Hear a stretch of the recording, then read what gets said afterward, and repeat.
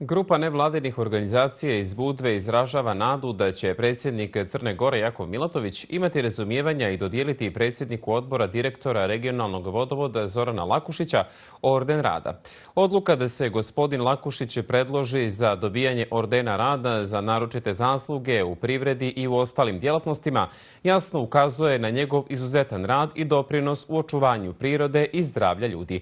Njegov angažman u regionalnom vodovodu i borba za zaštitu životne sredine su zaslužili priznanje za rad od izuzetnog značaja za napredak i razvoj Crne Gore.